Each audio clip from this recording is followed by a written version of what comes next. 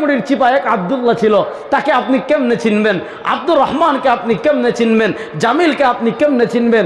আবরারকে আপনি কেমনে চিনবেন? রেজাউল করিমকে কেমনে চিনবেন? ফয়জুল করিমকে কেমনে চিনবেন? আহমদ শফিকে কেমনে চিনবেন?